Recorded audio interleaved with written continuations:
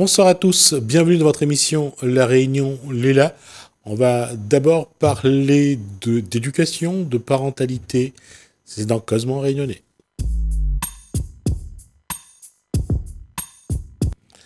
C'est un paradoxe de le dire, mais parfois c'est tellement amusant d'utiliser la langue française. De la fête des parents à l'élection aux écoles. Bonsoir. Bonsoir. Nadia Lamouni, ça va être la fête des parents aussi. Ça a été la fête des parents. On reviendra sur la fête des parents, mais je vais dire, aujourd'hui, être parent et être élu à l'école, c'est deux choses différentes. C'est particulier. C'est deux choses différentes, oui. Parce qu'on est parents d'élèves, avant tout. On est tous donc les parents d'élèves. Et il y a ceux qui font le choix de être représentants de parents d'élèves et donc de se présenter à l'élection pour siéger dans un conseil d'administration d'un collège ou d'un lycée ou dans un conseil d'école dans les écoles du premier degré. Il y a deux choses. Bon, on va d'abord parler de cette fête de parents qui a eu lieu il y a quelques jours au Colosse, où vous avez reçu quelques parents. Oui. Qu'est-ce qui a été dit en premier? Qu'est-ce qui a été le plus avancé?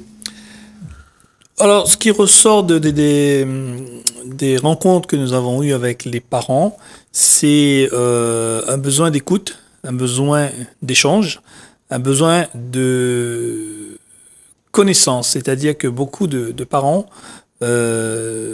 ignorent, ou pas souvent, donc par méconnaissance, leurs droits et, au sein des établissements scolaires.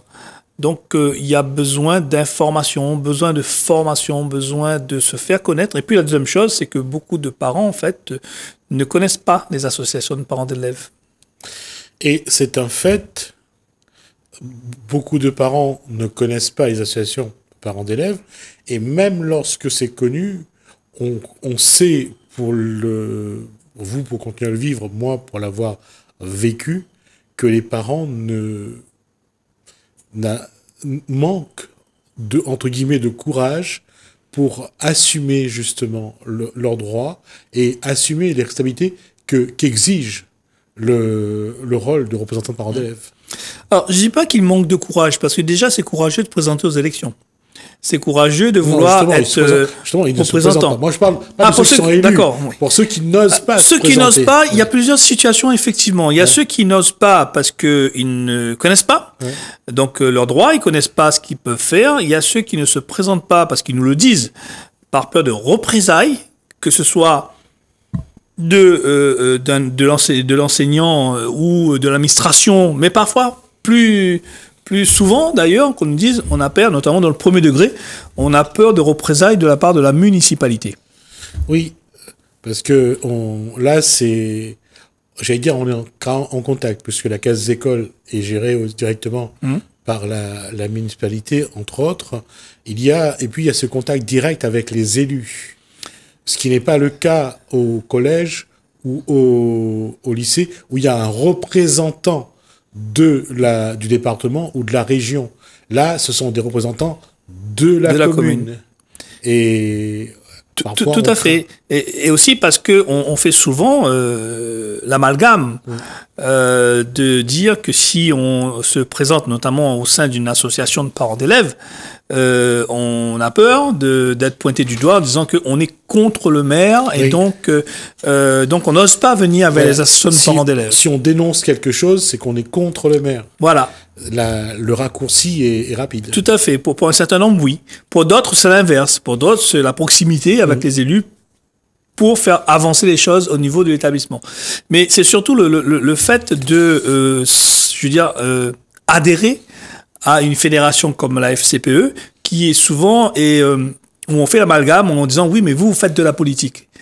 Ce qui n'est pas... ce qui est vrai. C'est de la politique. Ce qui est vrai, mais ce n'est pas de la politique politicienne dans le sens où nous ne sommes pas un parti politique.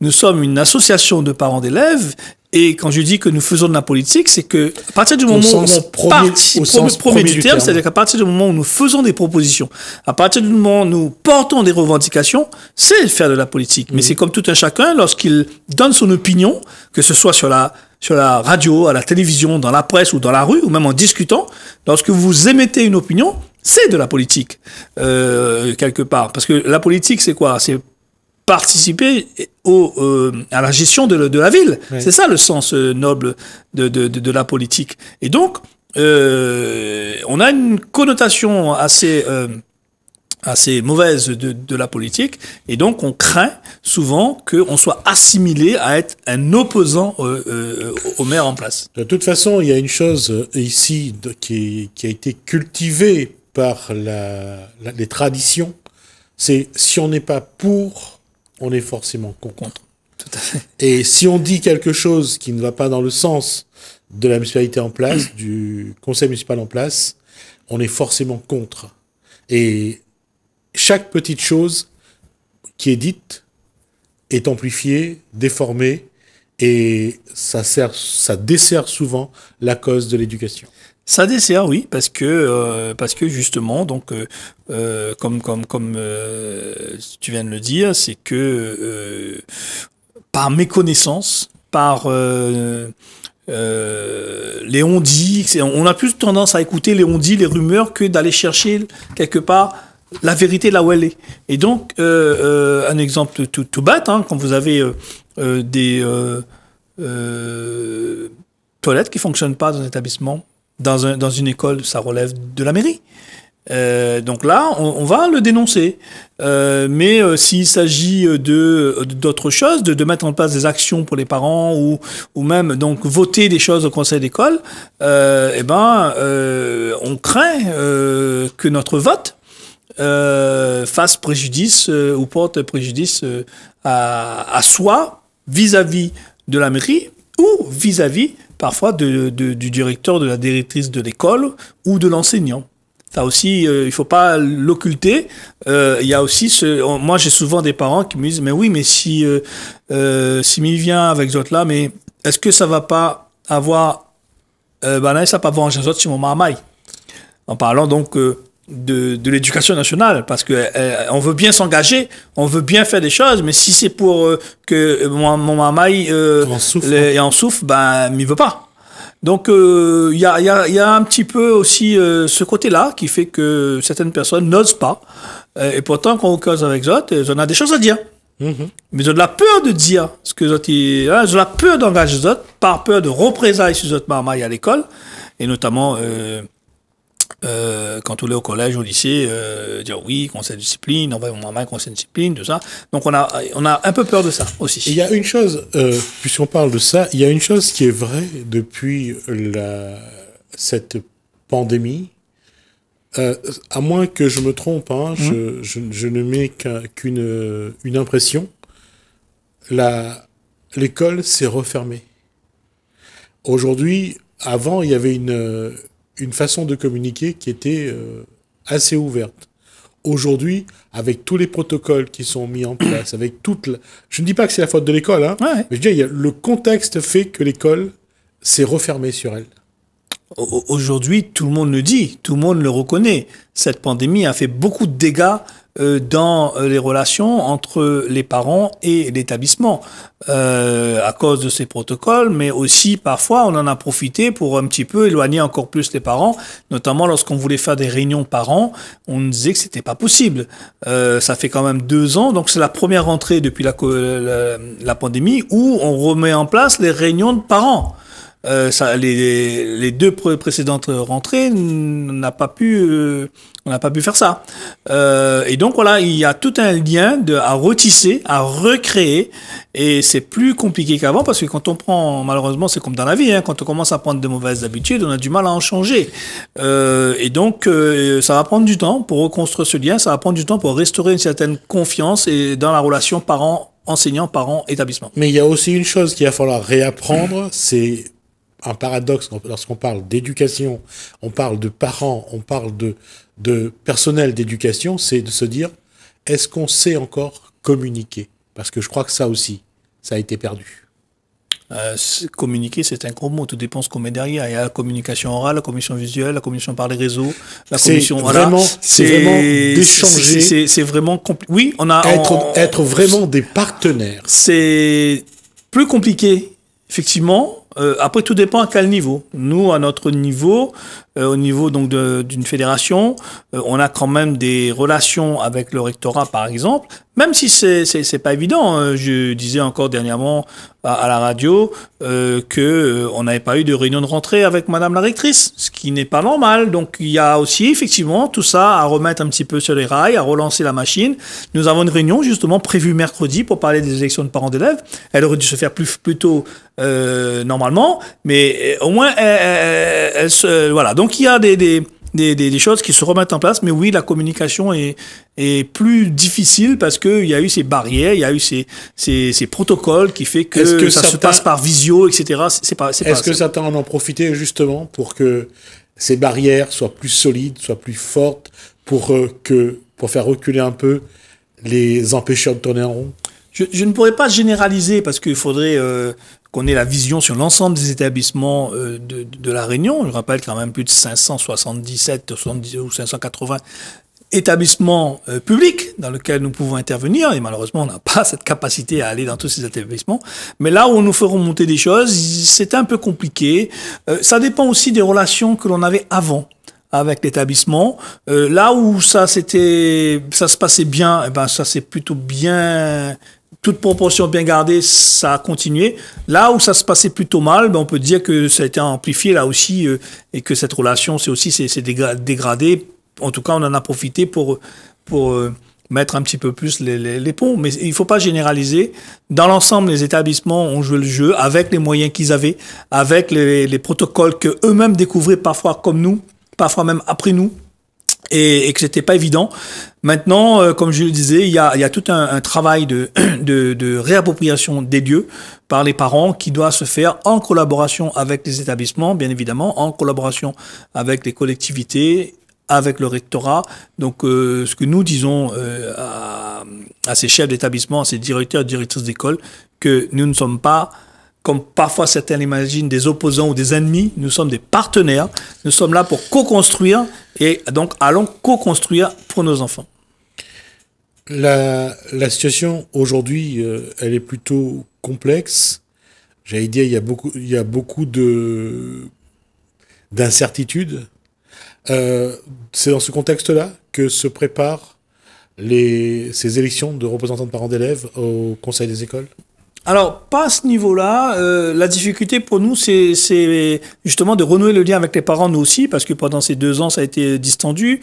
Il n'avait pas eu de réunion. Donc voilà, on a aussi des parents qui étaient engagés au niveau de la FCPE qui sont partis, parce que leurs enfants ont eu le bac ou le brevet ou autre, ou le bac pro, etc., qui ont quitté donc l'établissement. Donc il y a un renouvellement aussi de nos militants, si je peux dire ça comme ça, en tout cas des personnes qui souhaitent représenter les couleurs de la FCPE et représenter les parents sous nos couleurs. Il y a des parents qui nous appellent aujourd'hui parce qu'ils se rendent compte que justement c'était un peu compliqué d'être tout seul, ne pas être structuré, et donc qui se rapprochent de nous, et donc ça ne peut être de bon augure. On espère que ça va s'amplifier.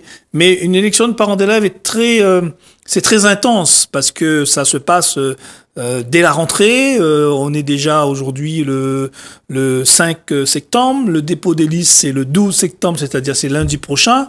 Et donc, il y a des réunions qui se multiplient. Il y a des établissements qui sont en retard dans les réunions. Il y en a encore aujourd'hui, ce soir. Donc, c'est pas évident. Et donc, il faut tout gérer. Il faut avoir des bras, il faut avoir du monde. Et là aussi, on peut dire que la difficulté, c'est de trouver des bénévoles, de trouver des gens de bonne volonté qui ont envie de s'engager et qui pourraient donc nous rejoindre. Et on a du mal à pouvoir les toucher. Aujourd'hui, comment faire pour que les parents retrouvent l'envie de s'investir, de venir vraiment défendre l'éducation, parce que ils sont d'abord les premiers en premier plan. C'est eux qui sont les premiers, j'allais dire, la première étape de cette éducation. Ils sont vraiment en première ligne. Qu'est-ce qu'il faudrait dire aujourd'hui? Qu'est-ce qu'il faudrait faire pour essayer de faire en sorte que les parents ne regardent pas cette situation-là, je vais dire, plus comme un rejet, finalement? Bah, je pense qu'il faut, lorsqu'on est parent, puis on est parent d'élèves, et lorsque notre enfant donc est dans le système éducatif, de mon point de vue et de mon avis, mais ça n'engage que moi, mais que j'essaye de partager et essaye de convaincre les gens, il n'y a rien de plus important que nos enfants, il n'y a rien de plus important que leur scolarité, et donc il faut s'y intéresser.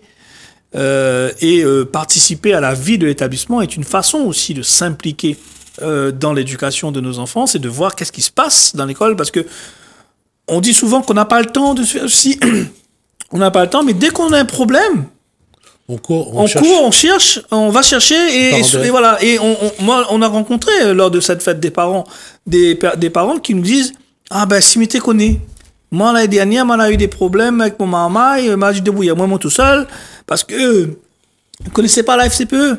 Alors c'est aussi nous, on a notre rôle à jouer pour se faire connaître, mais c'est ce qu'on essaye de faire, de faire. Mais il faut que les parents s'intéressent, et il faut qu'ils cherchent en fin de compte, s'ils ont vraiment envie de s'engager. On a le moyen de nous trouver, on est sur les réseaux, on est site internet, etc. Donc c'est avant tout une question effectivement de choix personnel, de volonté, mais il faut aussi penser aux autres. C'est-à-dire qu'il faut, quand on s'investit dans l'école, on ne s'investit pas que pour son enfant, on s'investit pour tous les enfants, on s'investit pour tout le monde. Et puis il y a une chose aussi que, bon, c'est par expérience également que je peux le dire, il y a ce cas d'enfant qui a frappé un professeur dans un établissement de Saint-Benoît. Et je pense souvent aux parents, parce que j'ai eu l'occasion de vivre ça en tant qu'élève, de vivre un conseil de discipline. Quand on doit exclure l'enfant de l'école. Oui. Là, c'est du lycée d'ailleurs, du lycée professionnel, et compris d'ailleurs, c'était en plus dans le même établissement. La question, c'est, on attend toujours cet extrême pour se poser la question et pour essayer d'y réfléchir. À ce moment-là, c'est plus la peine de réfléchir. Là, il faut prendre une décision. Mais avant, on a le temps. Mais là aussi, ils ne sont pas nombreux à ceux qui disent « Allons d'abord voir quel est le contexte, qu'est-ce qui peut être fait ». C'est là où, là aussi, le rôle des parents est important. Parce qu'effectivement, normalement, avant d'arriver à un conseil de discipline, il y a ce qu'on appelle le conseil de la vie lycéenne. Il y a un autre conseil, le nom m'échappe. Enfin bref, il y a des instances pour justement essayer donc de faire en sorte qu'on trouve des alternatives et d'autres solutions. Et quand tu dis que lorsqu'on est en conseil de discipline, on doit exclure, non. C'est que bien souvent, effectivement, on se dit, ah ça y est, le maman, il va passer en conseil de discipline, il va être exclu parce que la décision est déjà prise quelque part. Parce qu'il est trop tard. C'est pas vrai. Il nous est arrivé de faire, en défendant, parce que notre rôle, c'est de défendre les parents et donc de défendre les enfants, de démontrer que le dossier qui a été monté contre l'enfant, qui est toujours à charge, jamais à décharge, était un dossier qui était vide. Donc on arrive aussi parfois à faire en sorte que l'équité et la vérité soient rétablies. Un enfant qui devait se faire exclure ne l'a pas été parce que nous l'avons défendu en apportant des éléments à toutes les accusations qui ont été portées par des enseignants, des rapports, etc., où on a pu démontrer, par exemple, qu'il y avait des enseignants qui faisaient des rapports avant même que les enfants soient en classe. Donc, c'est très important de participer à la vie de l'établissement parce que ça peut nous arriver, ça peut arriver à notre enfant, et quand ça nous arrive, on est bien content qu'on puisse nous accompagner et pour défendre son enfant, mais il faut penser aux autres.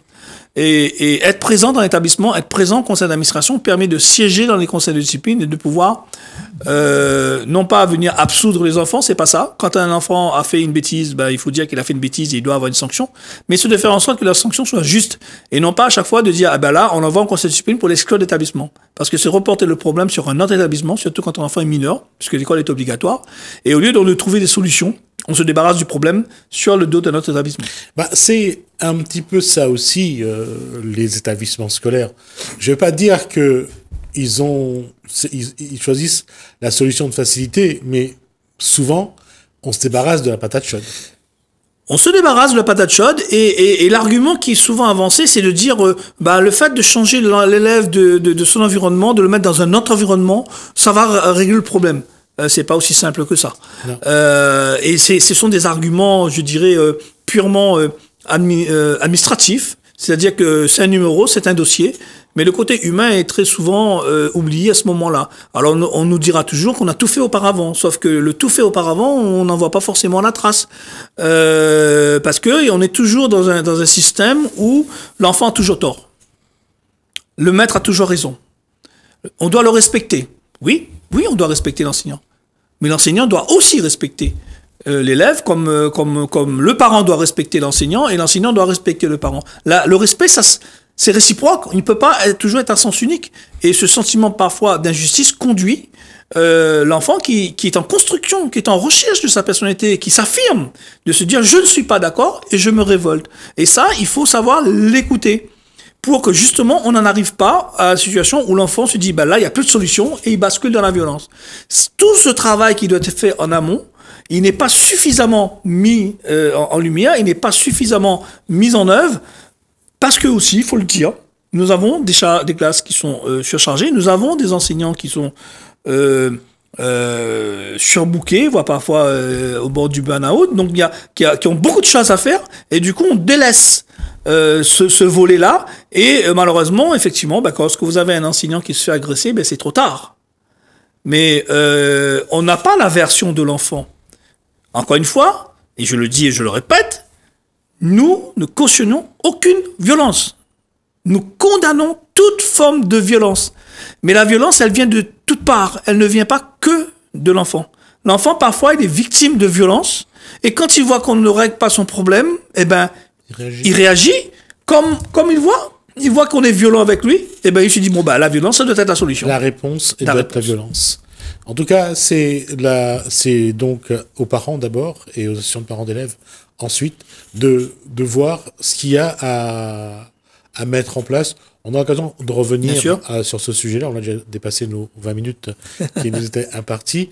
Mais c'est clair qu'aujourd'hui, il faut absolument se poser la question de savoir, de ramener les parents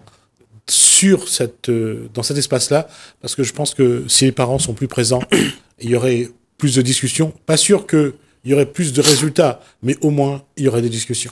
Il y aurait des discussions, et puis pour terminer, je dirais que les élèves ont leurs délégués de classe. Ouais. Les enseignants ont leurs syndicats pour les défendre. Les parents, vous avez les associations de parents d'élèves et la FCPE notamment, pour vous défendre, pour vous accompagner. Donc, il n'y a aucune raison que chacun ait leur organe de représentation et que vous ne soyez pas dans vos organes de représentation. Merci Daniel Amouni, donc président de la FCPE, merci de la Fédération des conseils des écoles, Fédération des conseils des écoles et parents d'élèves. Alors, Fédération des conseils de parents d'élèves. D'accord. Voilà. Comme ça, au moins, je me suis pas, j'ai corrigé. Merci pour cet échange. Merci. On va marquer une pause. On se retrouve juste après.